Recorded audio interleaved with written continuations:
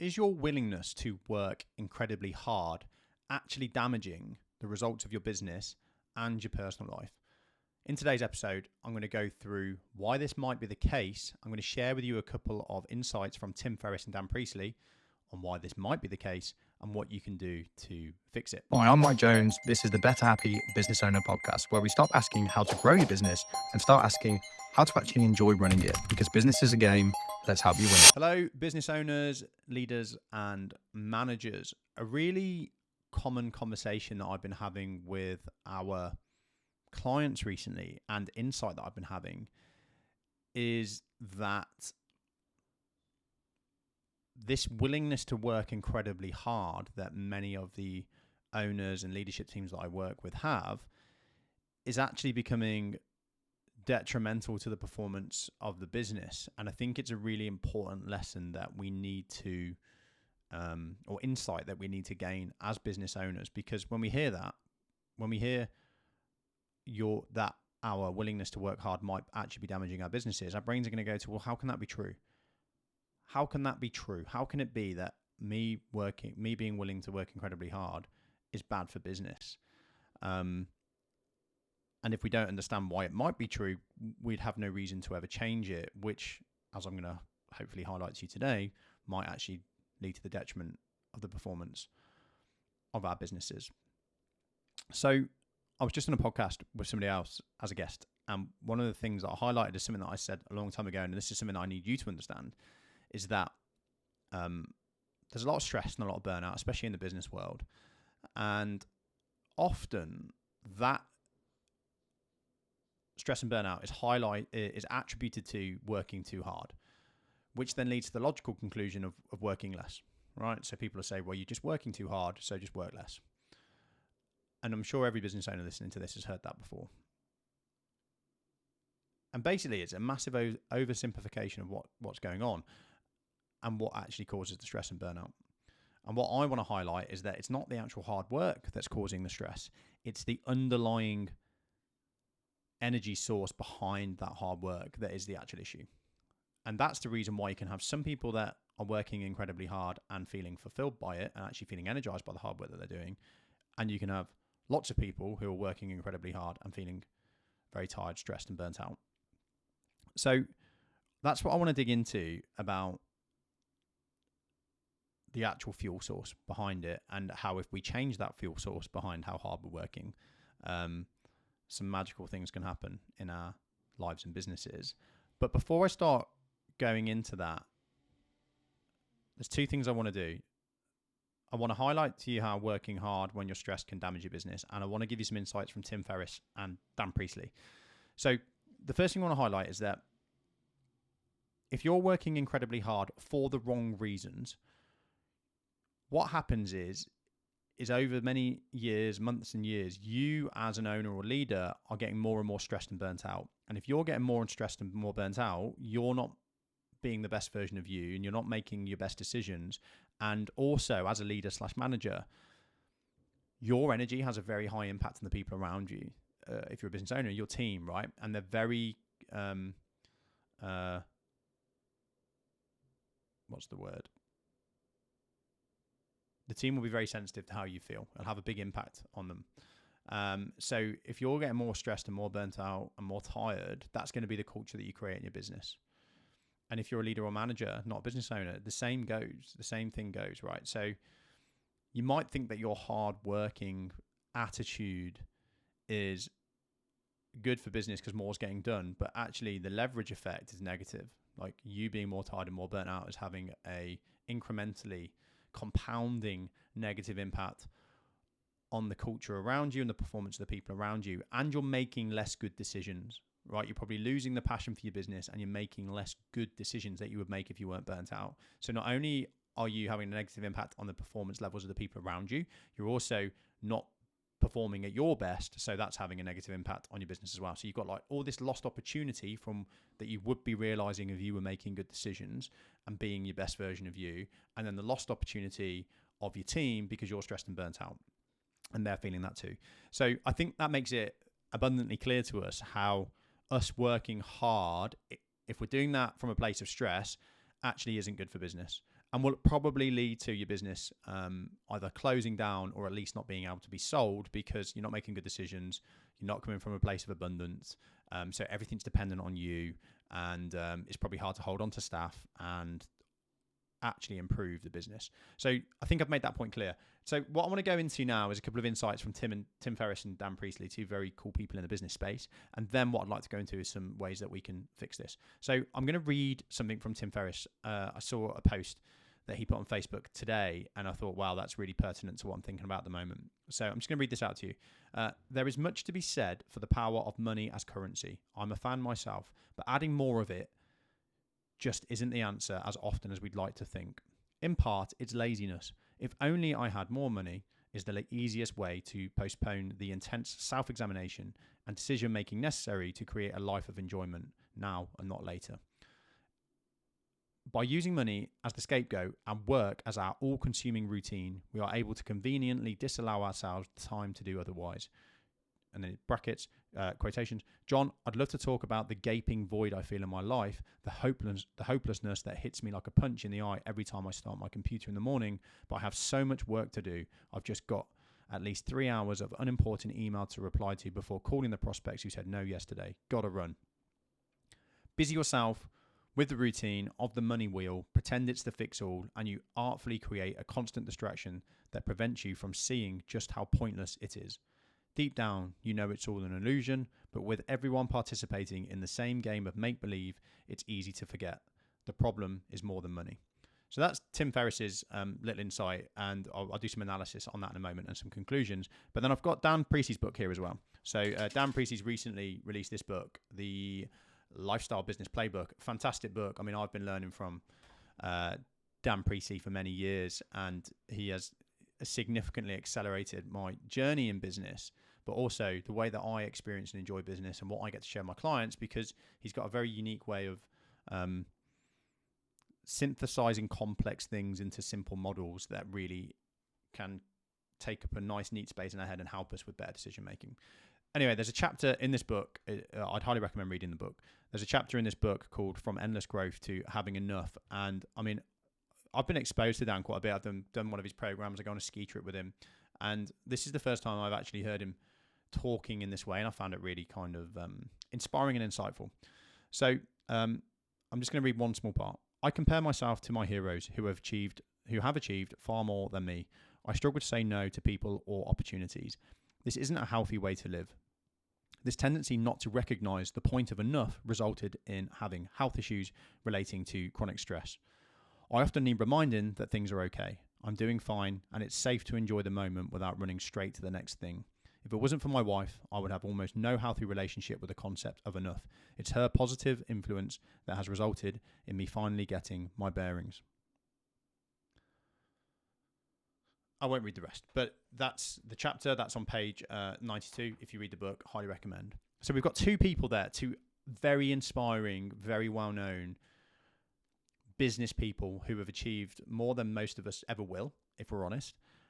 And they're sharing two very similar insights around how if we don't take the time to understand ourselves and get clear on what good is and change our goals from being more to enough or more to specific, we can very easily get stuck in this cycle of relentless hard work and an unhappy life.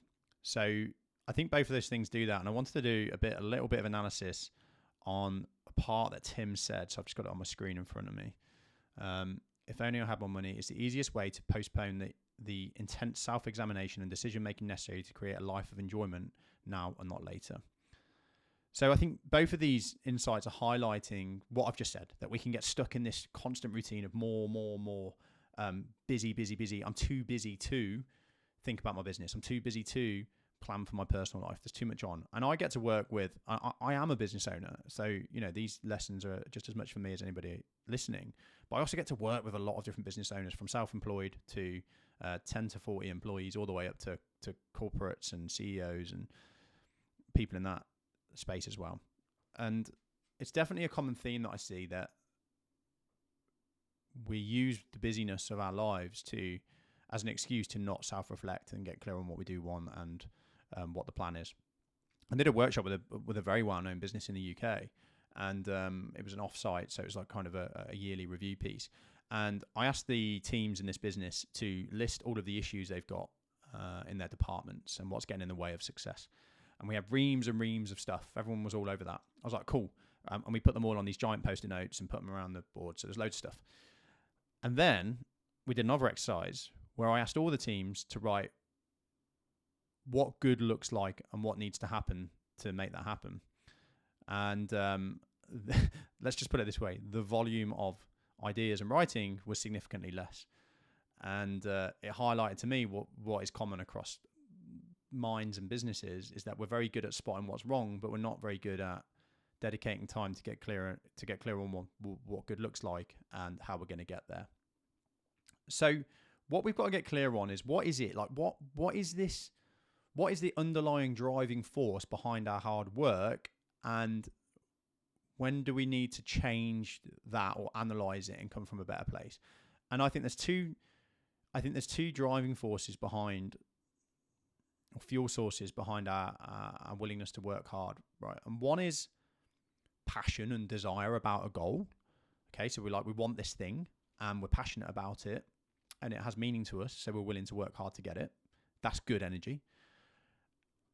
And then there's another source, which is we feel like we're not good enough and we feel like we're behind and we feel like the only way that we're going to make ourselves worthy is to reach certain goals within a certain time frame, to be worthy of success, to be worthy in other people's eyes. And I think that if we were really honest, most of us would find that a lot of the time the driving force behind our hardworking efforts is the second one, or the latter one. Now that might present differently. It might also present as, we're going to get behind, we're going to lose this market or this game or this industry, we're going to lose our place in the market to the competitors, so we have to work incredibly hard to stop the ship from sinking. But once again, I think that comes from us not being clear on what good looks like and believing that we're going to make it happen. So then we come from this place of fear and stress. So if you want to come from a place of, if you want to work hard coming from a place of enjoyment and excitement and passion about the goal, we've got to be very clear on what the goal is. We've got to be very clear on what success looks like in specifics, in numbers. And we've got to have a level of faith, of trust that we have the ability to make it happen, and that if we give it our best efforts, we will make it happen. I think it's fair to say that 90% of the work that I do with anybody I work with is about shifting people from that second zone that I just talked about, where it's all the stress, it's all going to go wrong, we've got to react our ways to not sinking, to that second one, which is, here's the plan, here's what we're passionate about, here's the specifics around that, here's the work that we're going to do to make it happen. I honestly think that most of the work that I do is around that, getting people into that second piece. So what I want you to think about as a business owner or as a leader or as a manager is, number one, are you a very hardworking person? And I assume you are, otherwise you wouldn't be listening to this episode still. And then number two is like, what is driving that hard work? And are you enjoying it, or is it coming from a place of stress? And try and think over a 3-month window. Like, over the last 3 months, have you been working hard? Yay or nay? And have you been enjoying that, or is that largely driven by coming from a place of stress? If it's largely coming from a place of stress, you're going to have to do some internal work. You're going to have to look at, why is this? What's my belief patterns?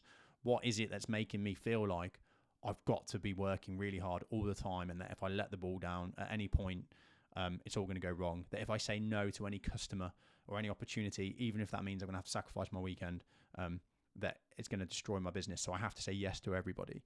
I want you to analyze that. If that is the case, if that's where you're coming from, it's not a strength. Like, you might tell yourself it's a strength, and your willingness to work hard is a strength, but the way in which you're going about it is a weakness. And I think Tim Ferriss and Dan Priestley summarized that for us quite beautifully. So if that is what's going on, you've got to analyze that, and you've got to start trying to understand why. But you've also, more importantly, got to make it a non-negotiable in your head that changes. Because not only will it be to the detriment of your business and your personal results, it's going to come to the detriment of your health and your personal relationships. Because you feel unable to say no to stuff. You feel unable to prioritize your relationships and your personal life and your health because you've got this stress monster sat on your shoulder telling you, yeah, that stuff is nice, but this stuff needs to get taken care of right now. Otherwise, everything else is going to fall apart. It's not true, right? So we've got to understand what it is that's driving the heart, what it is going on in our heads, what thought patterns it is that's driving this belief that I have to work incredibly hard, otherwise it's all going to fail. And then we have to work on moving ourselves towards getting into this mindset where these are my goals that I'm genuinely passionate about in the business, in my personal life. I'm willing to work really hard to get after them. I believe that if I work hard and focus on the right areas, I'll achieve them. But I also, because of that, know that I've got enough time to have a personal life alongside that, because I'm not coming from a place of stress. I'm coming from a place of focus and organization. And in order to do that, obviously, you've got to address the mindset piece first. We've got to get clear on what's underlying, what's my thought patterns that are leading to me being stressed. We've got to do some work on that first. And what you want to look for is the repeating themes, the language that you're telling yourself, and or that you're using. And then we want to shift to making sure that the goals are actually what we want, not just what we're trying to achieve to feel worthy. Then we have to get specific on what success looks like around those goals. And then we can get really clear on, have we got the capacity to achieve all of them, or do we need to drop some so that we can have a life alongside those goals? That's going to be where you shift out of a life of stress and working yourself into the ground and into a life of working hard, getting results, and enjoying the process and being a healthy, happy person along the way, or giving yourself a significantly higher chance of being a healthy, happy person along the way. So I want you to work through it in that order. First of all, are you a very hard worker? If the answer is yes, which it should be, otherwise I don't understand why you would find this relevant episode. This episode relevant, excuse me. If the answer is yes, then I want you to think about, over the last 3 months, has that hard work largely been enjoyable? Or has that hard work largely come from a place of stress? Okay, if it's coming from a place of stress, then what we've got to do is work on understanding why. What's the messaging that I'm telling myself? Write it down on a piece of paper.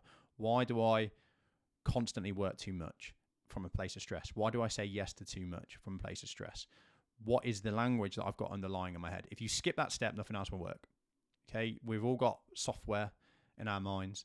Most of it was refined before the age of 7, so it might be your childhood messaging, think right back, but get clear on what that is. And if you skip that stage, nothing else will work. Once you got clear on what that is, you can start to create distance between you and those thoughts. Then the next step is we go over to strategically organizing our lives in a different way. And what we want to do there is we want to make sure that, first of all, are the goals I'm getting after actually what I want? Are these aligned to my passions and to me making money and to me solving a problem? Or am I pursuing goals that I think I need to pursue to please other people? Dan Priestley talks about that in his book, right? About making sure that I'm not just pursuing a goal because I'm constantly trying to get more to feel like I'm at a certain level. Like, what do you actually want? So you got to get clear on the goals that you actually want first. And then what I need you to do, and this is a really good time to do it, end of the year, depending on when you're watching this, then what I need you to do is to be specific around those goals. So get clear on your measures. And really, any goal should have 1 to 5 measurable results. So what does success look like in measurables? And then finally, looking at all your goals as a whole in your business, in your life, have I got the capacity to make these things happen? And if I haven't, what needs to change? What support do I need to get? What systems do I need to use? What things do I need to drop? What things do I need to delegate in order to make those things happen? And the person that's sitting over here in this camp, they've got goals that they genuinely care about. They're very specific about those goals and they've planned their capacity around them. The people and the businesses and the cultures that are in that camp are enjoying largely the pursuit of goals and they're going to get better results. The ones that are over here, which is goals that they might not even be aligned about, goals that are driven by stress and constant reactivity that isn't necessarily even around the goals, but it's just around stopping the ship from sinking, they're in a very stressed, unhealthy, unproductive environment, and you want to be in this one. So there's the Tim Ferriss post, which I'm going to put in the show notes. There's Dan Priestley's book, which I'd highly recommend reading, and that chapter that I just mentioned to you, I think was on page, I can't remember now, 96 maybe? It was around there, from the chapter from having endless growth to having enough. So I definitely recommend reading both of those. And getting clear on what I've talked about, getting clear on what's your underlying fuel source behind your hard-working ethos. Business and life, if we're lucky, is a long-term game in the grand scheme of things. If we're not enjoying the journey, well, it's going to be a shorter game because we're going to die earlier than we should do from stress. And we're just not going to get the results that we deserve to get. So think about it as a long-term game. The only thing we really have is the present moment. So if we're regularly not enjoying the journey, you got to fix that. Like, you don't want to spend your whole life, you don't want to be the richest person in the graveyard. You don't want to spend your whole life putting off happiness for the future when you've achieved some imaginary goal. Like, you need to enjoy your life now. And I'm not saying that business should be, or life should be easy, and that we should never be experiencing stress or trying to put ourselves through difficult situations. The opposite, in fact. But we shouldn't be coming from a place of chronic stress. We should be going through challenges. We should be trying to do new things. We should be making ourselves uncomfortable, but we should also be enjoying the journey. It's a bit like going to the gym. If you go to the gym and do the same stuff every day, you stop getting results. You change the weights, you change the reps, you change the intensity, but you don't do that so much that you get injured. You do that to a point where it's hard, but you feel a sense of reward and satisfaction from doing it. And that's what we need to do. Okay. So I hope that's been a useful episode for you. I'll put the link to Dan Priestley's book and the Tim Ferriss post in the show notes. And I'd love to hear from you about what's your underlying thoughts that are driving the way that you work. Please feel free to share them with me on any of the social channels that I'll also share in the show notes. I look forward to seeing you on the Better Happy Business Owner podcast. Next week, if you know a business owner that sits in this camp of being stressed and reactive and not enjoying the journey of business, please do share this episode with them so that you can help them finally enjoy their businesses and their lives and not put their lives on hold for their business constantly. Thanks again. See you next week.